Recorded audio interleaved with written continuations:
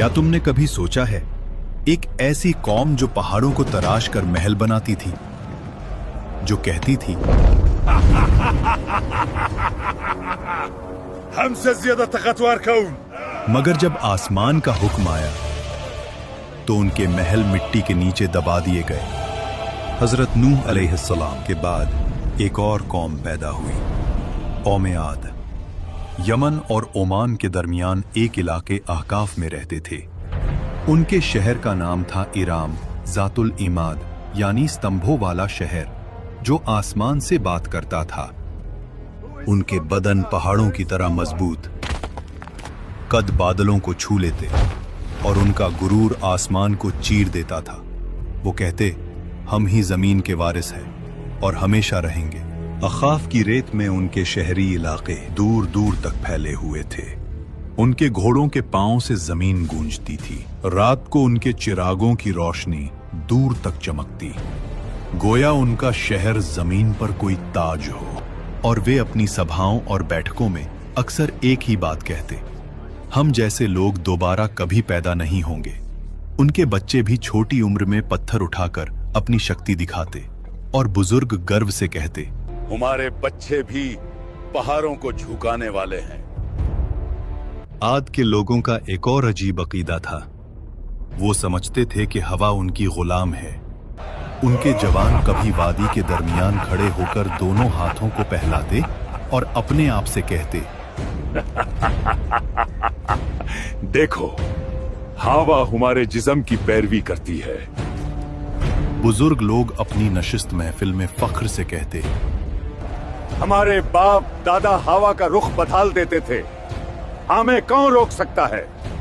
वो लोग जब तूफान को दूर से आता देखते तो हंसकर कहते, हवा हमारे साथ है,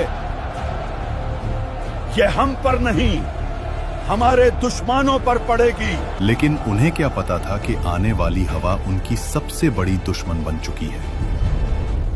आद के लोग सिर्फ लंबे नहीं थे, उनकी जिस्मानी बनावट आम इंसान से कई गुना बड़ी थी। दरिया के किनारे उनके कदमों के निशान आज भी पहाड़ों के दरमियान मिलते हैं, जिन्हें देखकर लोग हैरान रह जाते। उनके घरों के दरवाजे इतने ऊंचे होते कि एक घोड़ा और सवार दोनों सीधा अंदर जा सकते, और उनके बर्तन पत्थर के बने हुए, इतने बड़े कि एक बर्तन में पूरा खानदान का खाना पक जाए। समय बीतता गया, घमंड बढ़ता गया, वक्त गुजरता गया और उनका तकब्बुर बढ़ता गया। फिर अल्लाह ने अपना नबी भेजा, हजरत हूद अलैहिस्सलाम, जो कहने लगे, ऐ मेरी कौम, सिर्फ अल्लाह की इबादत करो, उसके सिवा कोई माबूद नहीं। क्या तू चाहता है हम अपने बाप दादा के मजहब छोड़ दें? हम ताकतवर हैं, हमें कोई छो नहीं सकता। हजरत हूद अलैहिस्सलाम ने फिर कहा, मैं तुम्हें उस अजाब से डरा रहा हूँ जो तुम सोच भी नहीं सकते। लेकिन जिन दिलों में गुरूर भर जाए, वहां नसीहत पत्थर से टकराकर टूट जाती है।